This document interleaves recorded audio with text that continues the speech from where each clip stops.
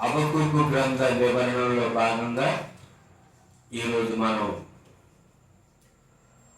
రెండవ భాగాన్ని మనం నేర్చుకుందాం. 5వ వచనం నుండి 11వ వచనం వరకు ఉన్నటువంటి వాక్య భాగాన్ని మనం నేర్చుకుందాం. వచనం వెంబడి వచనం.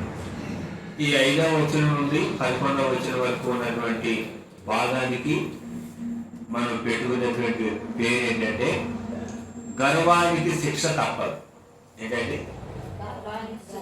గర్వానికి శిక్ష తప్పదు. గర్వించినటువంటి ఏ వ్యక్తి అయినా, గర్వించినటువంటి ఏ రాజ్యమైనా, గర్వించినటువంటి ఏ రాజైనా ఆనాడైనా ఈనాడైనా ఏనాడైనా తప్పకుండా శిక్షించబడతాడు అనేది ఈ యొక్క 5వ వచనం నుండి 11వ వచనం వరకు ఉన్నటువంటి భాగానికి మనం పెట్టుకున్నటువంటి పేరు ఏంటంటే గర్వానికి శిక్ష తప్పదు. ఇది మొదటి వచనం నుండి 4వ వచనం వరకు మనం పెట్టుకున్నటువంటి పేరు ఏంటంటే దుష్టత్వం, దేవుని మౌనం. ఆ వాక్య వివరణలో భాగంగా హబక్కూకు గారు చేసిన ప్రార్థన, హబక్కూకు గారు దేవుడు చేసినటువంటి ఫిర్యాదు. ఈ రెండవ భాగంలో హబక్కూకు గారు దేవుడు చేసినటువంటి ప్రార్థన, దేవుడికి చేసినటువంటి ఫిర్యాదుకి దేవుని యొక్క జవాబు. 5వ వచనం చదవండి. 5వ వచనం. అన్యజనులలో జరుగునది చూడుడి, ఆలోచించుడి, కేవలం విస్మయమునొందుడి. మీ దినములలో నేను ఒక కార్యము జరిగింతును, అలాగు జరుగునని ఒకడు మీకు తెలిపినను మీరతని నమ్మకయుందురు. అన్ని జనులలో జరుగునది చూడండి. ఎక్కడ జరుగుతుంది? అన్ని జనులలో జరుగుతుంది చూడండి.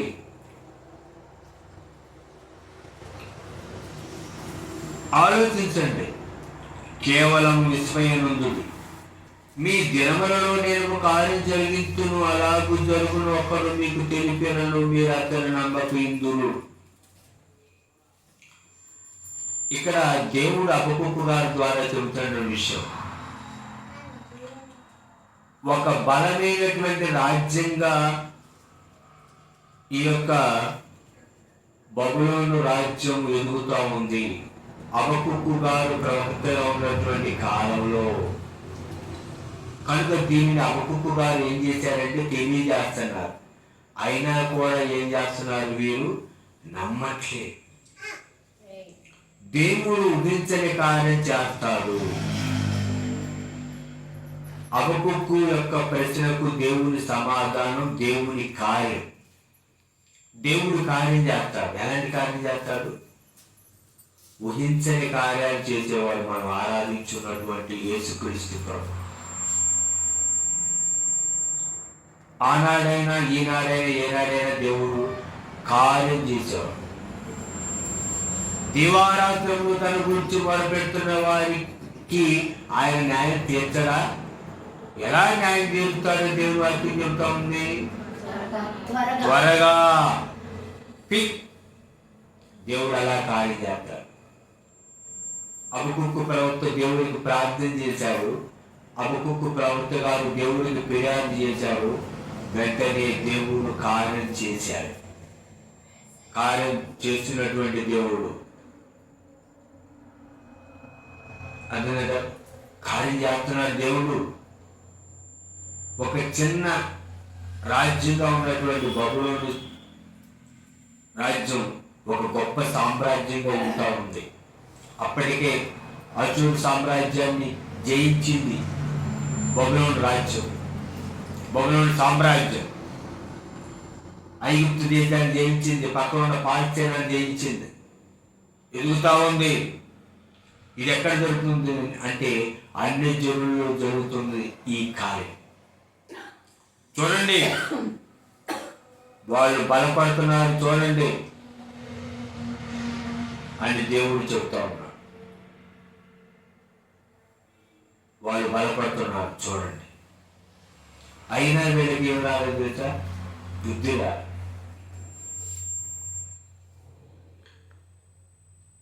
దేవుడు తన సంఘాన్ని శుద్ధి చేస్తాడు. దేవుడు తన సంఘాన్ని ఏం చేస్తాడు? పరిశుద్ధాత్మ దేవుడు తన సంఘాన్ని శుద్ధి చేస్తాడు.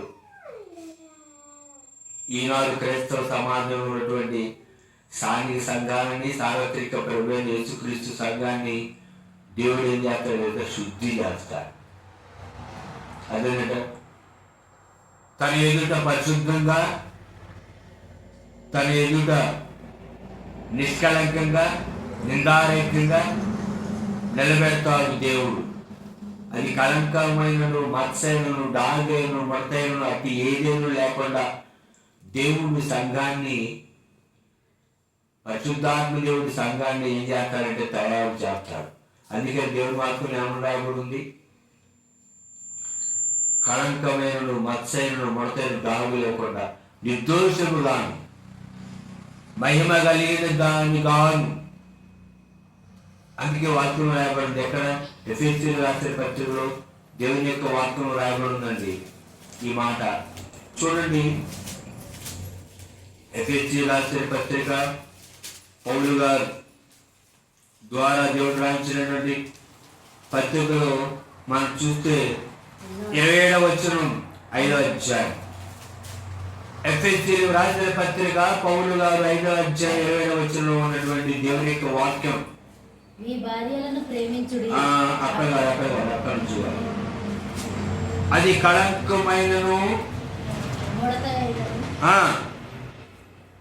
అది కళంకమైనను, మొరతైనను అట్టిది మరి ఏదైనా లేక పరిశుద్ధమైనది కాదు, నిర్దోషమైనది కాదు, మహిమ గల సంఘం కాదు. ఆయన తన ఎదుట దాన్ని నిలబెట్టుకున్న వాక్యముతో ఒలిన స్థానం చేత దాన్ని పవిత్రపరిచి పరిశుద్ధపరచుడిగా దాని కొరకు తను తాను అప్పగించుకొనెను. సంఘం ఎలా ఉండాలి? పరిశుద్ధంగా. ఎలా ఉండాలి? నిర్దోషంగా. ఎలా ఉండాలి? మహిమ కలిగినదిగా ఉండాలి. అది సంఘాన్ని పరిశుద్ధాత్మతో శుద్ధి చేస్తాడు. లోపల ఉన్న వాళ్ళ ద్వారా శుద్ధి చేస్తాడు. అవతలైతే బయట ఉన్నటువంటి వాళ్ళ ద్వారా దేవుడు ఏం చేస్తాడు? శుద్ధి చేస్తాడు. ఆనాడైనా ఈనాడైనా దేవుడు శుద్ధి చేసేటటువంటి కార్యం చేస్తాడు. మనం చేసినటువంటి ప్రార్థనకి దేవుడు జవాబు ఇవ్వడు అని మనం అనుకుంటున్నాం, కానీ ఖచ్చితంగా దేవుడు జవాబు ఇస్తాడు. అంతవరకు నీవు ఎదురు చూడాలి, నిరీక్షించాలి. హబక్కూకు గ్రంథ వివరణలో భాగంగా 5వ వచనంలో దేవుడు నేర్పుతున్నటువంటి పాఠం చూడండి. అన్ని దేవుడు నేను చేసేటువంటి కార్యాలు చూడండి అని దేవుడు చెప్తా ఉన్నాడు. అదేనంటే 6వ వచనం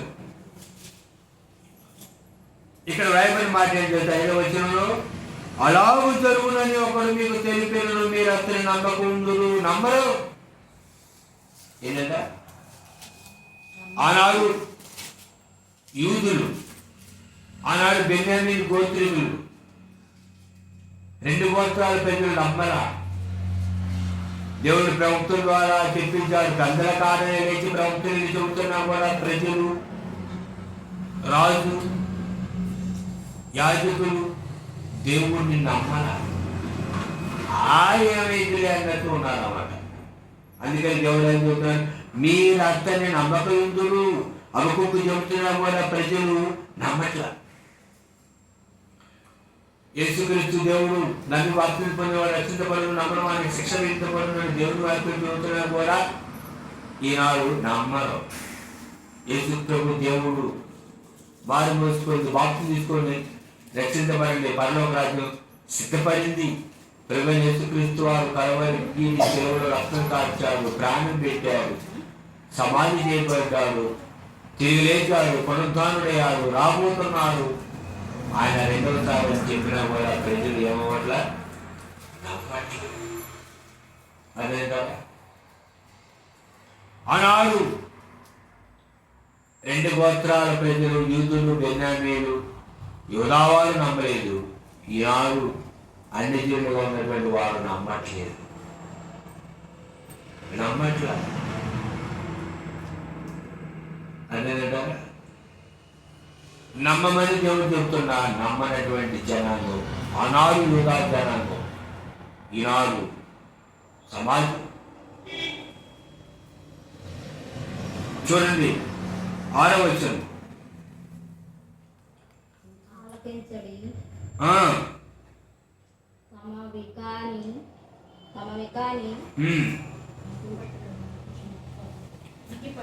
ఉనికి పట్టులను ఆక్రమించమని ఊరి గంతముల వరకు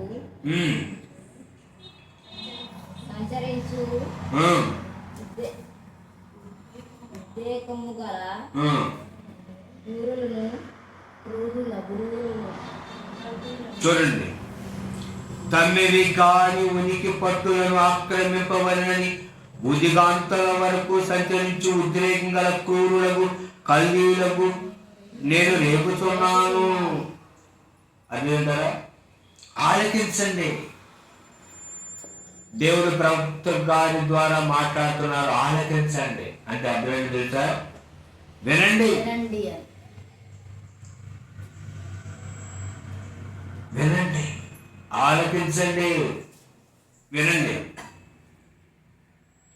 తమవి కాని ఉనికి పట్టులను ఆక్రమించవలనని ఉదిగాంతముల వరకు సంచరించు ఉద్రేకంగా క్రూరుల కల్దీయులను నేను రేపుతున్నాను. ఆక్రమించాలి. యెరూషలేము దేవాలయాన్ని ముట్టడి వేయాలి, యూదా రాజ్యాన్ని ముట్టడి వేయాలి అని, ఆక్రమించాలని తమ్మివి కాని ఉనికి పట్టులను పట్టుకోవాలని వస్తున్నారు. బబులోను సామ్రాజ్యంలో ఉన్నటువంటి నెబుకద్నెజరు, బబులోను సామ్రాజ్యం ఉన్నటువంటి బబులోని సైన్యం వస్తున్నారు. బబులోని సైన్యం వస్తున్నారు. అదేనా? ఈ వాక్యం యొక్క పోస్టర్లో గర్వాన్ని శిక్ష తప్పదు అనేటటువంటి ఈ పోస్టర్లో వెనక వైపు మనం చూస్తే సైన్యం వస్తున్నటువంటి అన్నమాట. సైన్యం వస్తున్నారు. అట్లా ఉంటుంది. బుధిగాంతం వరకు సంచరించి ఉద్రేకంగా క్రూరులకు కల్దీయులను నేను రేపుచున్నాను. బుధిగాంతం వరకు సంచరించి ఉద్రేకం గల క్రూరులకు కల్దీయులు. ఎవరంటే వీళ్ళు? ఉద్రేకులు, క్రూరులు, క్రూర జంతువు కలిగినటువంటి స్వభావం కలిగినటువంటి బుధిగాంతంలో వరకు సంచారం చేసే ఈ ఉద్రేకాల క్రూరులకు కల్దీయులను నేను రేపుతున్నాను. రేపేదెవరు? దేవుడు. రేపబడేదెవరు? నెబుకద్నెజరు. అతని యొక్క సైన్యాన్ని దేవుడు రేపుతున్నాడు. ఎందుకు? దేవుడు అన్య రాజు అయినటువంటి నెబుకద్నెజరుని, అన్య రాజ్య సైన్యమైనటువంటి ఈ యొక్క బబులోని సైన్యాన్ని దేవుడు ఎందుకు రేపుతున్నాడు తెలుసా? దేవుని పిల్లలైనటువంటి ఇశ్రాయేలుని, దేవుని పిల్లలైనటువంటి యోధావారిని సరిచేయడానికి దేవుడు వాళ్ళని రేపుతున్నాడు. రేపేదెవరు? దేవుడు. దేవుడు రేపుతున్నాడు అన్యజనులైనటువంటి వారిని. బబులోని సైన్యాన్ని, నెబుకద్నెజరుని దేవుడు రేపుతున్నాడు. ఎందుకంటే తన ప్రజలైనటువంటి యూదులను దేవుడు సరి చేయడానికి వాళ్ళ రేపుతున్నాడు. రేపేది దేవుడు? రేపబడేది నెబుకద్నెజరు, బబులోని సామ్రాజ్యం యొక్క సైన్యం. రేపుతున్న దేవుడు వాళ్ళని. అదేనంటే దేవుడు రేపుతున్నాడు దుష్ట జాతి అయినటువంటి వారిని.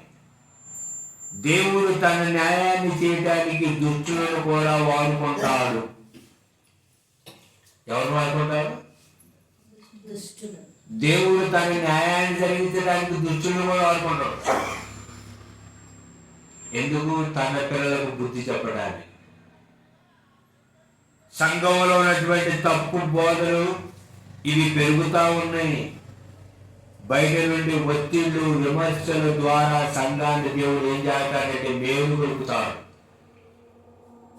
అదేంటంటే ఈనాడు దేవుడు, నిజమైనటువంటి దేవుడు తెలియనటువంటి వాళ్ళు మీ క్రైస్తవ సమాజం ఎలా జరుగుతూ ఉంది, మీ మందిరాల్లో ఎలా జరుగుతుందని వాళ్ళు చెబుతున్నారు. ఎందుకంటే దేవుడు వాళ్ళని రేపుతారు. మనల్ని మనం సరి చేసుకోవడానికి దేవుడు వాళ్ళని రేపుతారు అన్నమాట. మన ఇల్లు మనం ఊడ్చుకుంటే అది గౌరవం. పక్కన వాళ్ళు వచ్చి మన ఇల్లు ఊడిస్తే అది మనకే అవమానం. అలా ఉంది క్రైస్తవ సమాజ పరిస్థితి.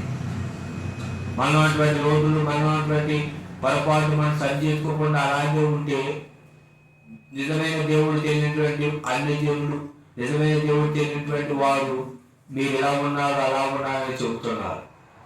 అప్పటికి సరి చేసుకోవట్లా, వాళ్ళ మీద ఎదురుదారి చేస్తున్నారు. మీరు ఎలా ఉంటున్నారని దేవుడు వాళ్ళ ద్వారా సరి చేస్తారు మనల్ని. దేవుడు తన న్యాయం జరిగించడానికి అన్నిళ్ళు కూడా దేవుడు తెలియని వాళ్ళు కూడా దేవుడు వాడుకుంటాడు. ఆనాడు యోధా రాజ్యాన్ని సరి చేయడానికి దేవుడు నెబుకద్నెజరు అతని సైన్యాన్ని వాడుకున్నాడు. ఈనాడు క్రైస్తత్వంలో జరుగుతున్నటువంటి పొరపాట్లు సరి చేయడానికి దేవుడు అన్ని జరుగుతున్నటువంటి వాడిని వాడుకుంటాడు అని మనం అనుకోవాలి. హబక్కూకు గ్రంథంలో దేవుడు మనకు నేర్పుతున్నటువంటి పాఠం అదేనంట. మనం చదువుకొని వదిలేయడానికి కాదు, చదువుకొని నేర్చుకొని పాటించి క్రీస్తు కలిగినటువంటి సంపూర్ణతకు సమానమైనటువంటి సంపూర్ణత కలిగి ఉండటానికి దేవుడు నేర్పుతున్నాడు. పాఠాలు నేర్పుతున్నటువంటి పరిశుద్ధ గ్రంథం, ఆత్మీయ పాఠాలు, నిత్యజీవానికి కలవలసినటువంటి పాఠాలు రేపుతాడు దేవుడు. నువ్వు సరిపడకపోతే నీ చుట్టుపక్కల వాళ్ళని కూడా దేవుడు రేపుతాడు. ఎందుకో తెలుసా? నిన్ను సరి చేయడానికి. అంతేందా? నిన్ను సరి చేయడానికి దేవుడు వాళ్ళని రేపుతాడు. రేపేది దేవుడు. ఎందుకు రేపుతున్నాడు? నువ్వు సరి అవ్వాలని దేవుడు రేపుతాడు. కనుక మనం ఏమవ్వాలి? ఆనాడు యూదులు సరి చేయబడలేదు. దేవుడి యొక్క కోపం, దేవుడి యొక్క ఉగ్రత వారి మీదకి వచ్చింది. ఈనాడు నీవు నేను సరి చేయబడకపోతే మనకి కూడా శిక్ష తప్పదు. గర్వానికి శిక్ష తప్పదు. విశ్వాసి అయినా, దైవజనుడైనా, బిషప్ అయినా, రైట్ అయినా, రెవరెండ్ అయినా, సంఘ కాపరైనా, సమస్తికి అధినేత అయినా, మినిస్ట్రీకి పెద్ద అయినా, ఎవరైనా సరే గర్వించారో శిక్ష తప్పదు. ఇది దేవుడి యొక్క న్యాయం. దేవుడి న్యాయం ఎప్పుడు ఒకేలా ఉంటుంది. తానా మాన భేదం చూడడు దేవుడు. తీర్పు దేవుని ఇంటి నుండే ప్రారంభం. దేవుడు తీర్పు తన ఇంటి నుండే ప్రారంభించాడు. అదే నేను మంచిగా పాటలు పాడతా, నేను మంచిగా అజ్జాత గర్వించకూడదు. దేవుని కృప అంతే మించి ఏది కాదు. గర్వించినప్పుడు శిక్ష తప్పదు. అది హబక్కూకు గ్రంథం ద్వారా దేవుడు చెప్తున్న పాఠం. చదవండి 7వ వచనం.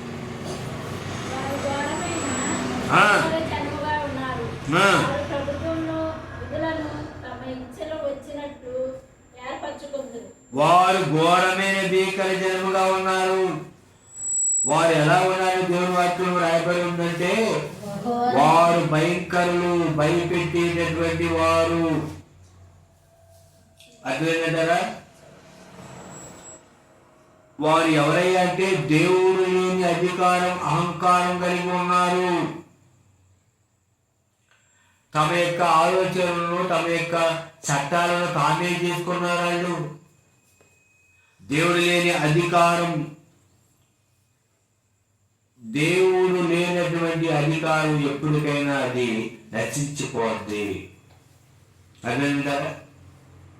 దేవుని వాక్యం చెప్తుంది వారు ఘోరమైన భీకర జనంగా ఉన్నారు.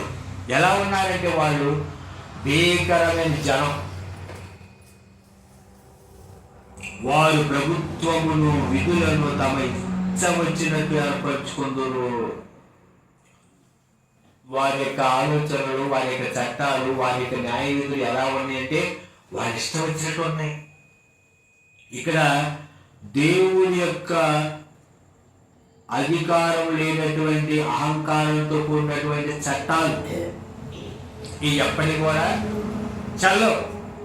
రేపింది దేవుడే కానీ, కొట్టమంది దేవుడే కానీ, ఉగ్రత చూపించింది దేవుడే కానీ, ఇక్కడ ఓవర్ చేశారు. వీళ్ళు ఏం చేశారు? ఎక్స్ట్రా చేశారు. స్కూల్లో టీచర్ గారు పక్కన నుండి కొట్టరా అన్నప్పుడు వీళ్ళు వారి మీద పాపం ఎప్పటికో ఈడుకుంది. మేచాలు పట్టమన్నారనేటటువంటి కొట్టమన్నప్పుడు ఆలోచన వచ్చి వీడికి మేచాలు పట్టమన్నారు కానీ వీడు ఏం చేశారు? ఎప్పుడో ఉన్నటువంటి కోపానికి మేచాలు కొంచెం ఇట్లా కొట్టాలంటే ఆల్రెడీ వారి మీద వీడు కోపం కాబట్టి ఇంకా గట్టి కొట్టాడు. అవకాశం దీని ఆడారు, ఓవర్ చేశారు. రేపింది దేవుడే బబులోనీయులను, కానీ ఓవర్ చేశారు. ఇంకేముంది? మాకు అహంకారం కలిగి అధికారం ఉంది, మాకెవరు అడ్డం లేడు, మేము వెళ్ళిపోతాను, జయిస్తాను అని అహంకారాన్ని ప్రదర్శించారు. తమ చట్టాలు, తమ విధులు తామే ఏర్పరచుకున్నారు. దేవుడు లేని అధికారం, దేవుడు లేని విధానం, ఎప్పటికైనా వీడిని నశించిపోతారు. వీడి చట్టాలు వీడే ఏర్పరచుకున్నారు. దేవుడు బలమిచ్చింది దేవుడు అని మర్చిపోయారు. అదే బలమిచ్చింది దేవుడు, మమ్మల్ని రేపింది దేవుడు, జీవం గల దేవుడు మమ్మల్ని రేపారన్న విషయాన్ని నెబుకద్నెజరు గారు మర్చిపోయారు. తన రాజ్యంలో ఉన్నటువంటి సైనికులు మర్చిపోయారు. అదేనంట. ఎప్పటికీ కూడా మనం మర్చిపోకూడదండి. మనం ఎప్పటికీ కూడా మర్చిపోకూడదు. చూడండి, దేవుని వాక్యం చెబుతున్నటువంటి సత్యం. ఈ మధ్యాహ్న కాల సమయంలో దేవుడి వాక్యం చెబుతున్నటువంటి సర్వసత్యం. క్రైస్తవ సమాజంలో కూడా బైబిల్ కన్నా తమ యొక్క అభిప్రాయమే గొప్పది, వాక్యం కన్నా తమ యొక్క అధికారం గొప్పది. వాక్యానికి లోబడినటువంటి అధికారం సంఘాన్ని ఇబ్బంది పెట్టింది. నా మాటే శాసనం, వాక్యం తర్వాత అన్నట్టుంది ఈరోజు పరిస్థితి. వాక్యం ప్రకారం జీవించినటువంటి సంఘం ఎత్తపడదు. వాక్యం ప్రకారం జీవించినటువంటి వాళ్ళు నిత్య జీవంలోకి ఎవరు? వాక్యం కన్నా అధికారం గొప్పది, బైబిల్ కన్నా తమ యొక్క ఆలోచనలు, తమ యొక్క అభిప్రాయాలు గొప్పవని క్రైస్తవ సమాజంలో కూడా ఇటువంటి పరిస్థితి ఉంది. వాక్యం కాదు, నేను చెప్పిందే చట్టం, నేను చెప్పిందే న్యాయం, నేను చెప్పిందే విధి. వాక్యం ఎలా చెప్తుందంటే, వాక్యం చెప్తే చెప్పింది, నా అభిప్రాయమే గొప్పది, నా అభిప్రాయాన్ని మీరు గౌరవించండి, వాక్యాన్ని కాదు. వాక్యానికి లోబడినటువంటి అధికారం, వాక్యానికి లోబడినటువంటి విధానం అది ఎప్పటికైనా ఏమైపోతుందంటే నశించిపోతుంది.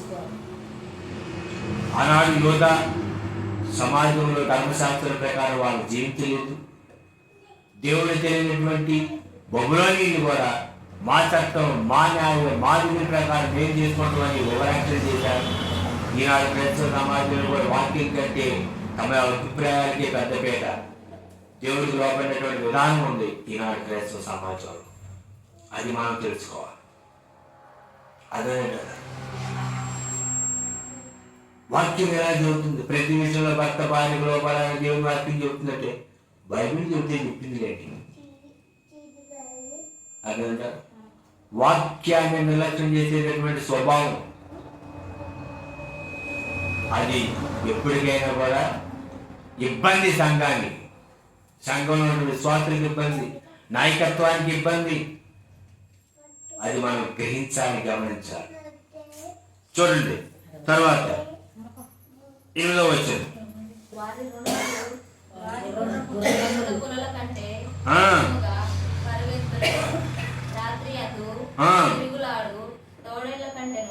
అవి చురుకైనవి. వారి రైతులు దూరం నుండి వచ్చి తటాలున జరబడుదురు. ఎవరును నడుచుకొనుటకై పక్షిరాజు పొడిగా వచ్చినట్లు వారు పరుగులెత్తి వద్దురు. చాలు. 8వ వచనం. వారి గుర్రములు చిరుతపులుల కంటే వేగంగా పరిగెత్తును. ఇక్కడ బబులోను యొక్క సైన్యాన్ని వర్ణిస్తున్నాడు ప్రవక్త దేవుడి సహాయంతో. బబులోను సైన్యం ఎలా వస్తుంది, ఎలా రాబోతుంది యెరూషలేము పట్టణం మీదకి, అదేవిధంగా యెరూషలేము పట్టణం మీదకి, యోధా రాజ్యం మీదకి, యోధా జనాంగం మీదకి బబులోను యొక్క సైన్యం ఏ విధంగా రాబోతుంది అనేది పరిశుద్ధాత్మ యొక్క సహాయంతో ప్రవక్త వర్ణిస్తున్నాడు ఇక్కడ. అదేవిధంగా చిరుత పులుల కంటే వేగంగా పరుగులెత్తును. వారి గుర్రములు, బబులోను రాజ్యం యొక్క గుర్రాలు చిరుత పులుల కంటే వేగంగా పరిగెత్తుతాయి అంట. చిరుత పులి వేగం ప్రపంచంలో అత్యంత వేగంగా పరిగెత్తే జంతువు చిరుతపులి. గంటకు 100 నుండి 120 కిలోమీటర్ల వేగంతో చిరుతపులి పరిగెత్తి. చిరుతపులుల కంటే వేగంగా పరిగెత్తే గుర్రాలు కలిగినటువంటి వారు బబులోను సైన్యం, బబులోను రాజ్యం. అదేంట అలా వస్తున్నారు, వేగంగా వస్తున్నారు. ఎలా వస్తున్నారు? వేగంగా వస్తారు వాళ్ళు. దుష్టత్వం అనేది వేగంగా వ్యాపించింది. ఎలా వ్యాపించింది? దుష్టత్వం అనేది వేగంగా వ్యాపించింది. తీర్పు కూడా అంతే వేగంగా వచ్చింది. అదేనా? దుష్టత్వం అనేది వేగంగా వ్యాపించింది, అంతే వేగంగా దేవుని యొక్క తీర్పు అనేది కూడా వచ్చింది. అది మనం తెలుసుకోవాలి. రెండోది వినండి ఇక్కడ, వారి గుర్రములు చిరుతపులుల కంటే వేగంగా పరుగులెత్తును. రాత్రి యందు తిరుగులాడు తొడేళ్ల కంటేను అవి చురుకైనవి. వారి గుర్రాలు అంట తొడేళ్ల కంటే చురుకైనవి అంట. తొడేళ్ళు చురుకుదనం, వెంబడిస్తాయి, దారి మళ్ళిస్తాయి. అదేంటంటారా, ఈ తొడేళ్ళు ఏం చేస్తాయి అంటే అవి వేటాడతాయి. వెంబడించి దారి మళ్ళించి వేటాడితే ఈ యొక్క తొడేళ్ళు సహనం కలిగి, ఓర్పు కలిగి ఎదురుదో.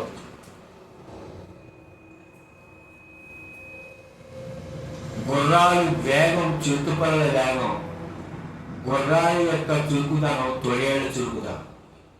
అదేంటంటే తర్వాత అక్కడ రాయబడిన మాట, వారి రౌతులు దూరం నుండి వచ్చి తటాలను త్వరపడుతురు.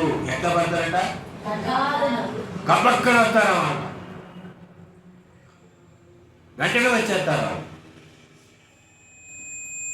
అలా వస్తారంట.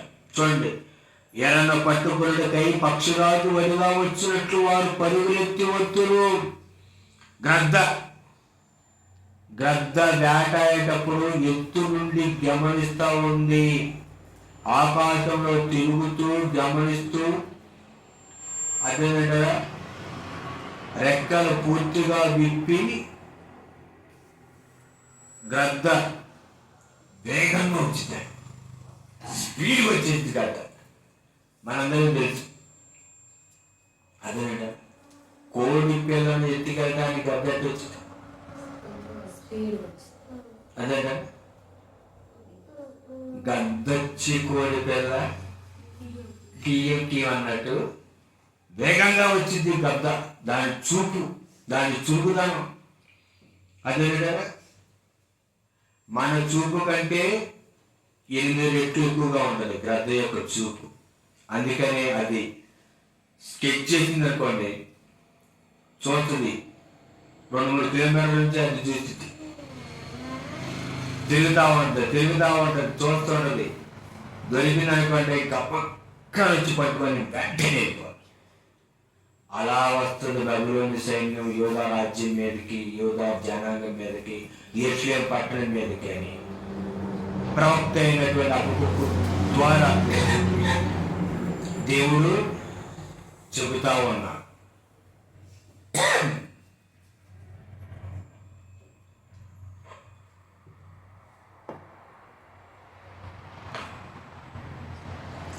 క్రైస్తవ సమాజంలో కూడా తప్పుడు బోధలు వేగంగా వ్యాప్తి చెందుతున్నాయి.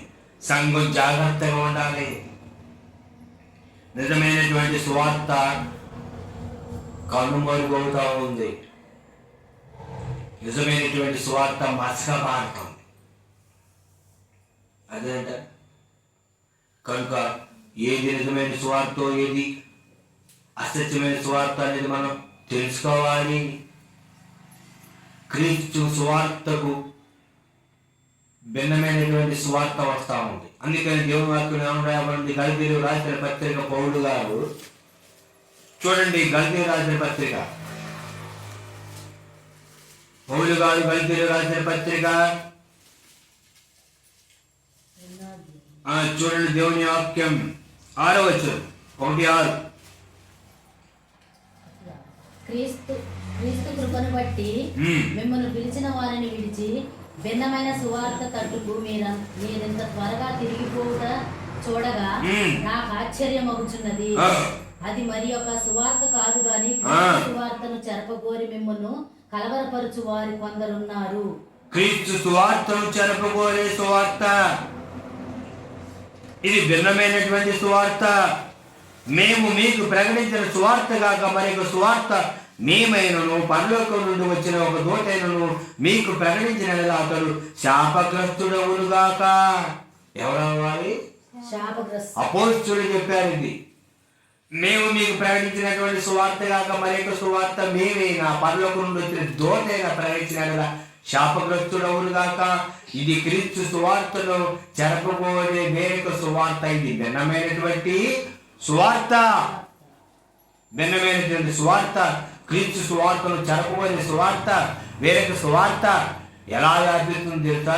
వేగంగా వ్యాపిస్తుంది నేటి క్రైస్తవ సమాజంలో. నిజమైన సువార్త అపోస్తలుల ద్వారా ప్రకటించబడినటువంటి సువార్త. అర్థమేంటారా? అపోస్తలులు ప్రవక్తల పునాది వేయగా ప్రభువైనటువంటి యేసుక్రీస్తు ద్వారా ప్రకటించబడినటువంటి సువార్త, ప్రవక్తలు చెప్పినటువంటి సువార్త, యేసుక్రీస్తు ప్రభువారు వచ్చి చెప్పినప్పుడు అపోస్తలులు పాటించినటువంటి సువార్త ఈనాడు కనుమరుగవుతా ఉంది, మసకబారుతా ఉంది. భిన్నమైన సువార్త వచ్చింది, వేరొక సువార్త వచ్చింది. క్రీస్తు సువార్తను చెరపగోరే సువార్త వచ్చింది. అసత్యమైనటువంటి సువార్త, అబద్ధమైనటువంటి సువార్త వేగంగా వ్యాపించింది. ఆనాడు యూదా రాజ్యం మీదకి బబులోను సామ్రాజ్యం ఉన్నటువంటి సైనికులు నెబుకద్నెజరు రాజు వచ్చి ఎలాగ వేగంగా వచ్చాడో ఈనాడు సువార్త చెరపగోరే వేరొక సువార్త అలా వేగంగా వచ్చింది. నిజమైన సువార్త మసకబారుతా ఉంది.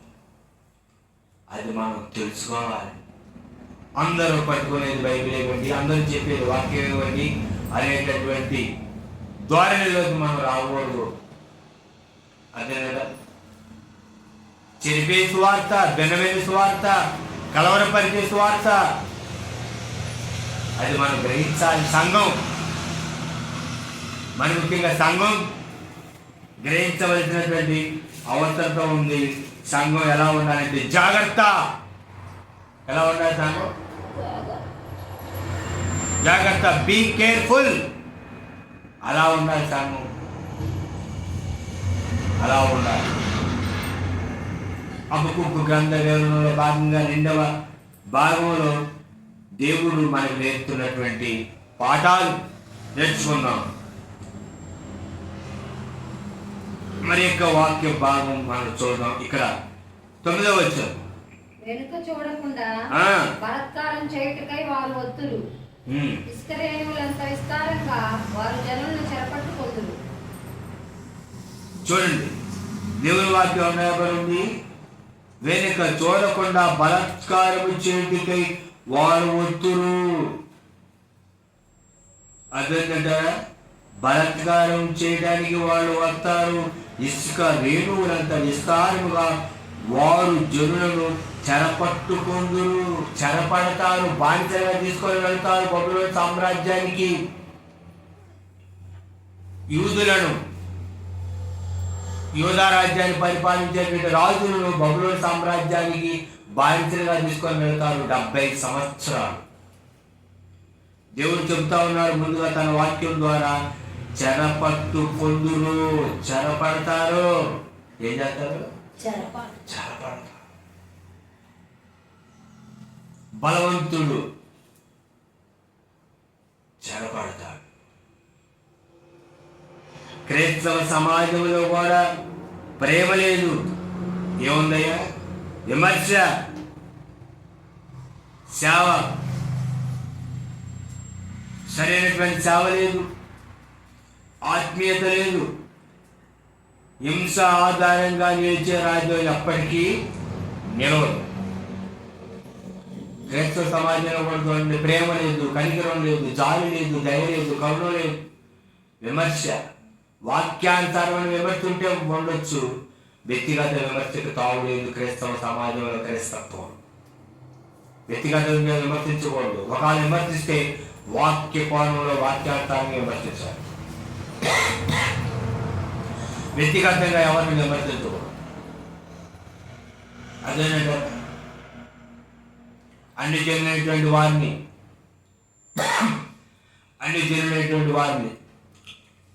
మనం విమర్శించకూడదు. మీ దేవుళ్ళు ఎట్టా, మీ దేవుళ్ళు అట్టారు వాళ్ళని విమర్శించకూడదు. వాళ్ళని గౌరవించాలి, ప్రేమను పంచాలి. వాళ్ళని ద్వేషించకూడదు, వాళ్ళని విమర్శించకూడదు. అదే మన ఇంట్లోనే చెత్త ఉంది. ఈ చెత్త తీయడానికే ఎన్నో సంవత్సరాలు పట్టింది. పక్కింటో చెత్త ఉందని మనం తొంగి చూడకూడదు. మన చెత్తను మనం తీసుకోవాలి. ఈ చెత్త తీసుకొని శుభ్రం చేసుకునే పనిలో ఉండాలి. కానీ ఎదుటింటో చెత్త గురించి మనకు అనవసరం. మన చెత్త మనం తీసుకోవాలి. మీ దేవుళ్ళు ఇట్టారు, మీ దేవుళ్ళు అంటారు, వాళ్ళని పొరపాటు కూడా అనకూడదు. బైబిల్లో ఎక్కడ దేవుడు అన్ని జనులైనటువంటి వారిని విమర్శించమని కొత్త నిబంధనలు ఎక్కడ చెప్పడం. కొత్త నిబంధన ప్రేమ. పాత నిబంధనలైన ఇజ్రాయేల్ ప్రజలు, యూదులు విగ్రహారాధన చేసినప్పుడు నేను నిజమైన దేవుడు అయితే మీరు ఎందుకు విగ్రహారాధన చేశారని దేవుడు వాళ్ళని గద్దించి శిక్షించాడు. అదేనట సమాజంలో ఎవరిష్టం వాళ్ళది. వాళ్ళని మనం విమర్శించకూడదు, వాళ్ళని మనం ప్రేమించాలి, ప్రేమను పంచాలి. కొత్త నిబంధనలు ఎక్కడ మీ దేవుడు ఎట్టా దూషించమని దేవుడు ఎక్కడ చెప్పాలి. ఎవరిష్టం వాళ్ళది. అదేనట. కానీ దేవుడు విగ్రహారాధన చేయకూడదని ఆజ్ఞ పెట్టాడు. చేసేవాడిని చేయండి, వాళ్ళని మనం దూషించకూడదు, వాళ్ళని ఏమనకూడదు. ప్రేమతో మనం ప్రేమను పంచాల. నిన్ను వల్ల నీ పొరుగువారిని ప్రేమించాలి, గౌరవించాలి. అదేంట గౌరవించాలి. చూడండి 10వ వచనం. రాజులను అపహాస్యము చేతురు, అధిపతులను హేళన చేతురు, ప్రాకారము గల దుర్గములన్నింటినీ తృణీకరింతురు, మంటి దిబ్బ వేసి వాటిని పట్టుకొందురు. చాలు. రాజులను అపహాస్యం చేస్తురు. రాజులను అపహాస్యం చేస్తాను నీళ్ళు, బబులోనీయులు. అదేనంటారా? అశూరు రాజును అపహాస్యం చేశారు. చూడండి ఏం చేస్తారంటే వీళ్ళు, ఏం చేస్తారంటే దేవుని యొక్క వాక్యంలో రాయబడి ఉంది. వీళ్ళంట ఏం చేస్తారంట, రాజును అపహాస్యం చేతురు, అధిపతులు యాగం చేతురు, ప్రాకారం వారి దుర్గములన్నింటినీ తృణీకరింతురు, మట్టి దెబ్బ వేసి వారిని పట్టుకొందురు. వీళ్ళు ఎలా పట్టుకుంటారంటే శత్రు రాజ్యాలని ముందుగా ఏం చేస్తారంటే వీరు మట్టి దెబ్బ వేసి వాటిని పట్టుకుంటారు. ప్రాకారం వారి దుర్గములన్నింటినీ తృణీకరిస్తారు. పెద్ద పెద్ద కట్టడాలను వీళ్ళు పడగొస్తారు. అదే ఇది బబులోనీయులు యుద్ధం చేసే విధానం, శత్రు రాజ్యాన్ని పట్టుకునే విధానం. అది విషయం. 11వ వచనం. తమ బలమునే తమకు దేవతగా భావింతురు. గాలి కొట్టుకొని పోవునట్లు వారు కొట్టుకొని పోవచ్చు అపరాధులగుదురు. చాలు. తమ బలమునే తమకు దేవతగా భావిస్తారు. తమ బలమే గొప్పది అని భావిస్తారు. ఈ బబులోని గాలి కొట్టుకొని పోవునట్టు వారు కొట్టుకొని పోవచ్చు అపరాధులవుతారు. ఎందుకంటే దేవుడు వాళ్ళకి బలం ఇస్తే మా బలంతో మేము జయించమనుకున్నారు వీళ్ళు. గర్వానికి శిక్ష తప్పదు.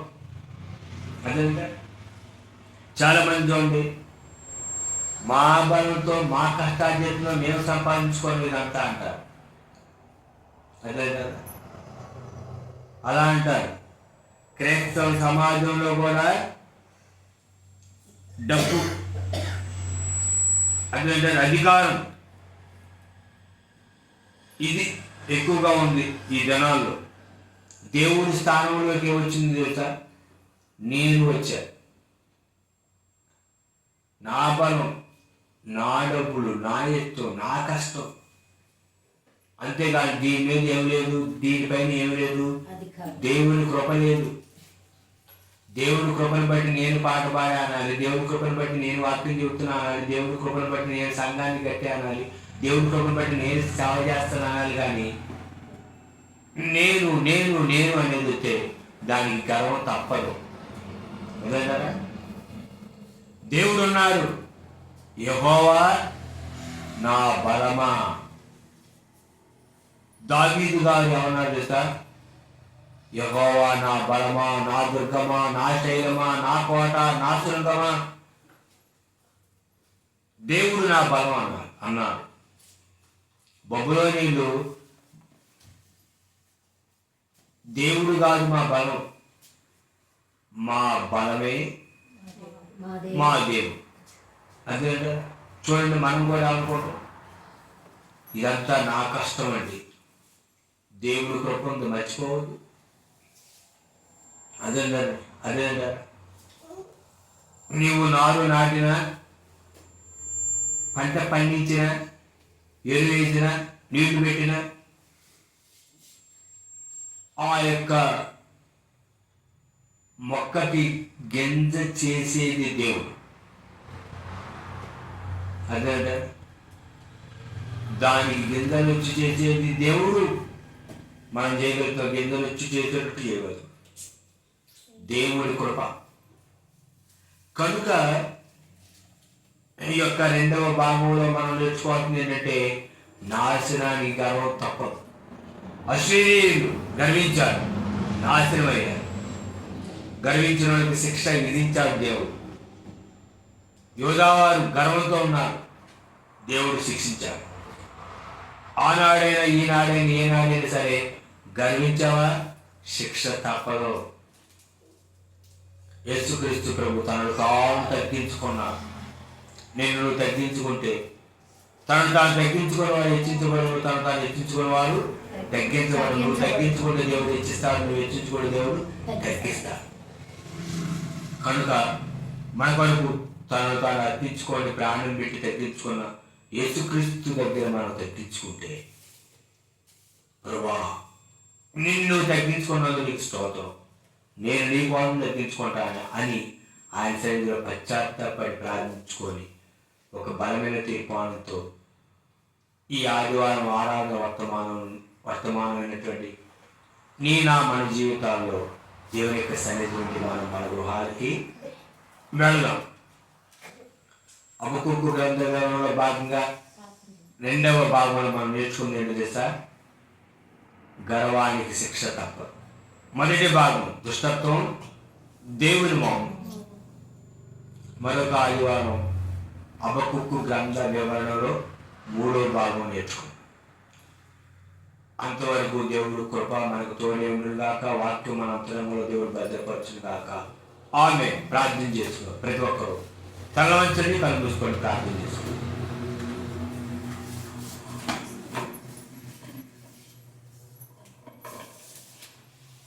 దేవుని యొక్క వాక్యాన్ని వినండి, ఆత్మీయంగా ఎదగండి. మా యొక్క మోస్ట్ ఫెలోషిప్ అని యూట్యూబ్ ఛానల్ లైక్ చేయండి, సబ్స్క్రైబ్ చేసుకోండి. హబక్కూకు గ్రంథ వివరణ జరుగుతూ ఉంది. పోయిన ఆదివారం మొదటి వర్తమానం హబక్కూకు గ్రంథ వివరణ మొదటి భాగం వివరించడం జరిగింది. ఆ యొక్క వర్తమానం వినండి. ఈ రెండవ వర్తమానం కూడా వినండి. చాలామంది చూస్తున్నాను కానీ సబ్స్క్రైబ్ చేసుకోవట్లేదు. సబ్స్క్రైబ్ చేసుకోండి. సబ్స్క్రైబ్ చేసేవాళ్ళు చూడండి, చూసేవాళ్ళు సబ్స్క్రైబ్ చేసుకోండి. అంతవరకు ప్రభు కృప తోడు ఉండి నడిపించింది కాక మన ప్రభువు రక్షకుడైన యేసుక్రీస్తు నామములో మీ అందరికీ వందనాలు. మీ యొక్క అభిప్రాయాలు, సూచనలు, సలహాలు కామెంట్ సెక్షన్లో మన వీడియో కింద వచ్చిన కామెంట్లో కామెంట్ చేయండి. మీరు ఏదైనా గ్రంథ వివరణ కావాలనుకుంటే తప్పకుండా మీరు ఇక్కడ కామెంట్ చేయండి. భవిష్యత్తులో మనం అనేకమైనటువంటి గ్రంథాలు పరిశుద్ధాత్మ సహాయంతో నేర్చుకోవాలి. అంతవరకు ప్రభు కృప మన తోడు కాక మన ప్రభు రక్షకుడు యేసుక్రీస్తు నామములో అందరికీ వందనాలు. క్రీస్తులో మీ సహోదరుడు ఆర్డాని. ఆమె